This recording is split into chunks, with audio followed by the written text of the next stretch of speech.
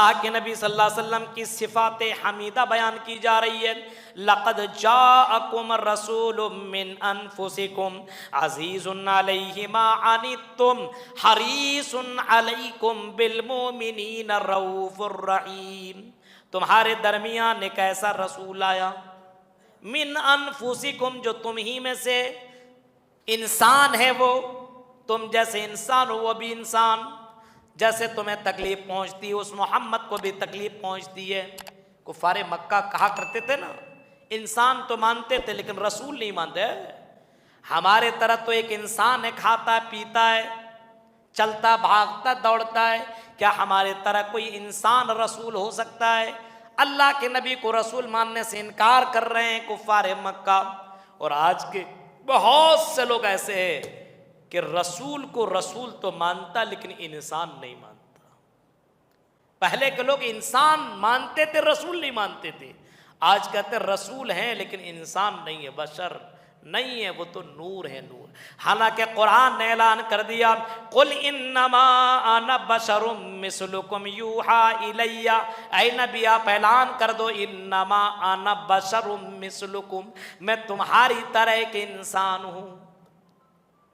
جیسے تمہیں بھوک لگتی مجھے بھی بھوک لگتی، جیسے تمہیں درد ہوتا مجھے بھی درد ہوتا. تم نے شادیاں کی ہم نے بھی شادیاں کی.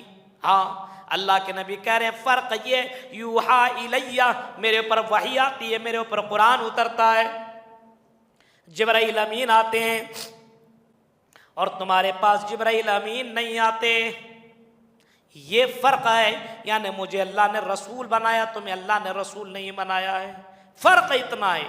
انسان ہونے کے ناطے درد ہوتا ہے، تکلیف ہوتی ہے، پریشانی آتی، مجھے بھی وہ ساری چیزیں لاحق ہوتی ہیں. تو لقد جاءکم رسول من انفسکم عزیز علیہ ما عنتم، تمہاری تکلیفوں سے بہت ہی زیادہ گراں گزرتی ہے، چوٹ تمہیں لگتی ہے، درد محمد صلی اللہ علیہ وسلم کو ہوتا ہے.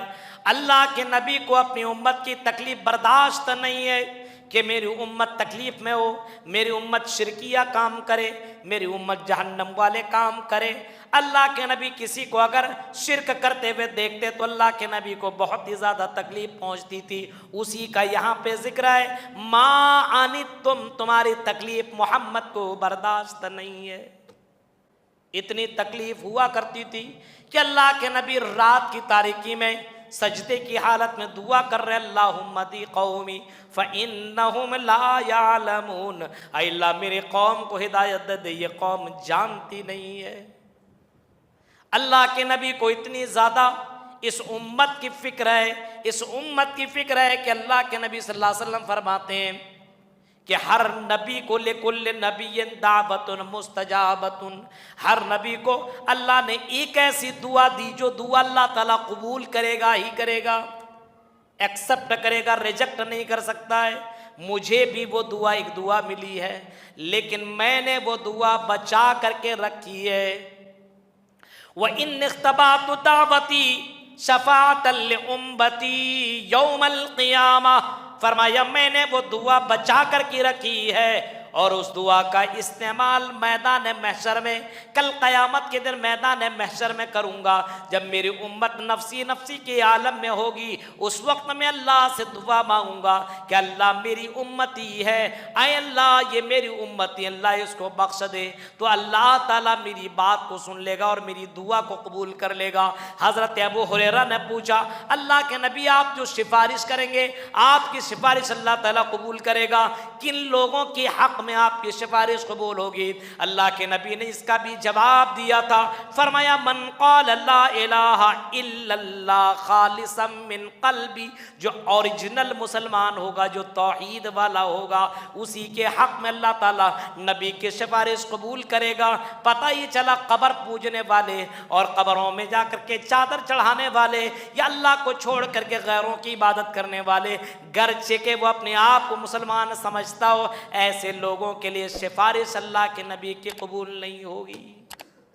من قال لا الہ الا اللہ خالصا من قلبہ، فرمایا جو خالص دل سے لا الہ الا اللہ کہتا ہو.